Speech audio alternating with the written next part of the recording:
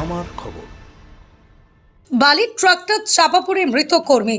দুবরাজপুরের লোবা বাবুপুর অজয় নদীতে অবৈধভাবে বালি তুলতে গিয়ে ট্রাক্টর চাপা পড়ে মৃত্যু হলো একজন কর্মীর। মৃতের নাম জয়ন্ত বাগদি, বয়স 25 বছর। জানা গিয়েছে এদিন ভোরেই দুবরাজপুরের লোবা এলাকায় অজয় নদী থেকে অবৈধভাবে বালি তুলতে গিয়েছিল। ওই ট্রাক্টরের যে চালক সে তার কর্মী জয়ন্তকে ট্রাক্টরটা চালাতে দেয়, আর তখনই ঘটে এই বিপত্তি। ট্রাক্টর চাপা পড়ে মৃত্যু হয় জয়ন্ত বাগদির। ময়না তদন্তের জন্য মৃতদেহটি সিউড়ি সুপার স্পেশালিটি হাসপাতালে পাঠানো হবে।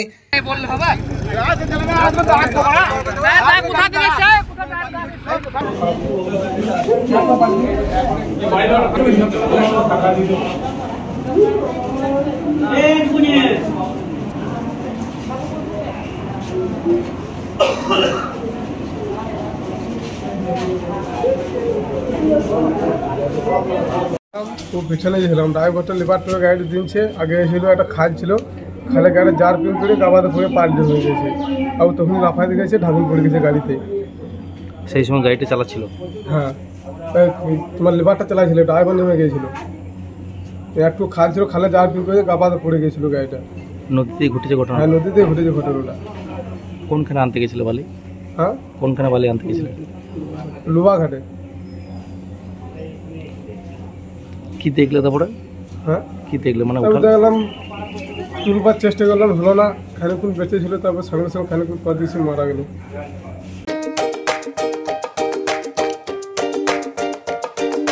নতুন বাড়ি রং করাবেন কিংবা পুরনো বাড়িকেই রং করে ঝকঝকে করতে চাইছেন?